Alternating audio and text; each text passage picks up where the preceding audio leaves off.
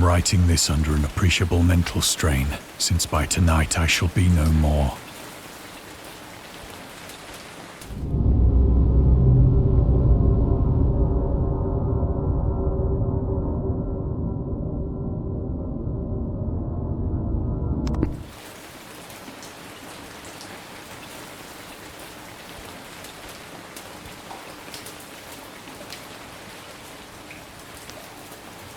Penniless, and at the end of my supply of the drug which alone makes life endurable, I can bear the torture no longer, and shall cast myself from this garret window into the squalid street below. Do not think from my slavery to morphine that I am a weakling or a degenerate. When you have read these hastily scrawled pages, you may guess, though never fully realize, why it is that I must have forgetfulness or death.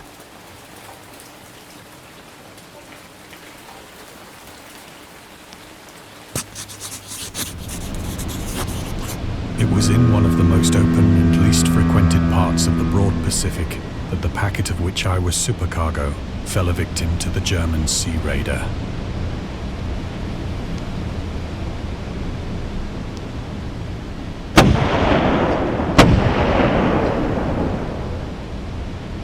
The Great War was then at its very beginning, and the ocean forces of the Hun had not completely sunk to their later degradation.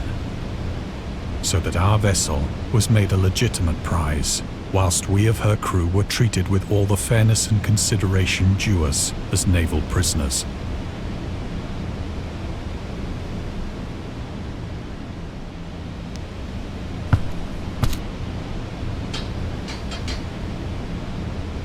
So liberal, indeed, was the discipline of our captors, that 5 days after we were taken, I managed to escape alone, in a small boat, with water and provisions for a good length of time.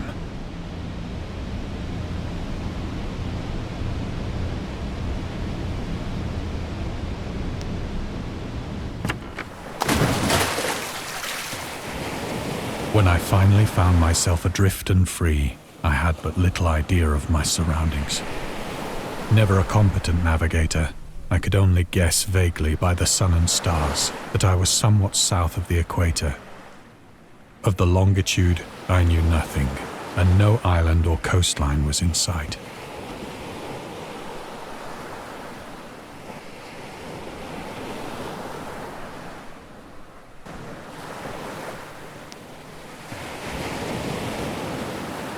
The weather kept fair, and for uncounted days I drifted aimlessly beneath the scorching sun, waiting either for some passing ship or to be cast on the shores of some habitable land.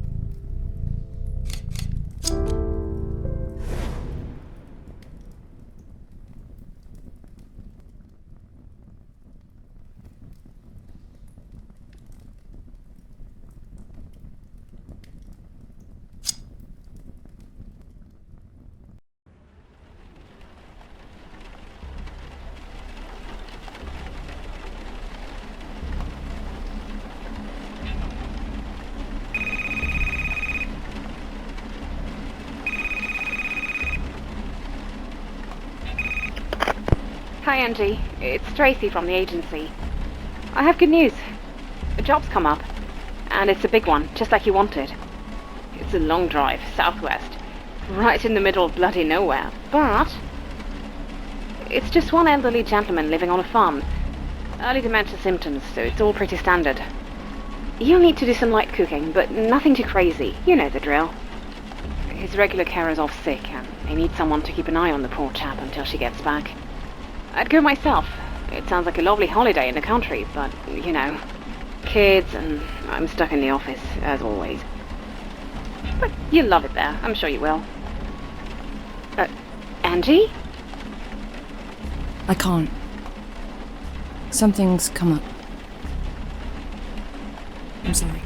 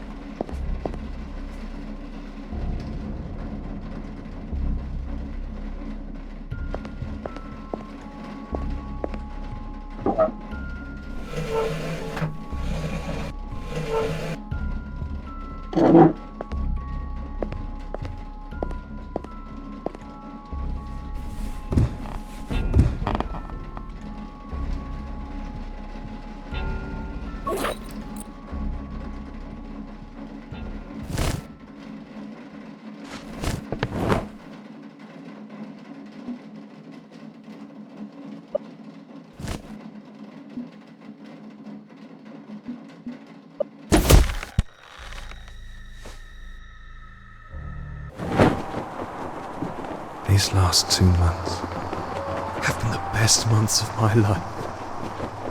Will you marry me? A nurse falling in love with a patient? God, no.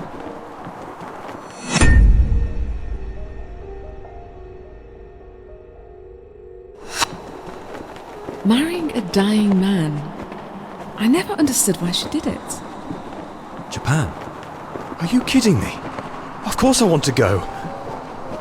It's only like the best place on earth. I'm afraid the patient is not responding to the treatment. We should start planning palliative care. April. That's perfect. We're gonna see the cherry blossoms. James really shouldn't be traveling in his current condition. I'm sorry, but I can't allow it.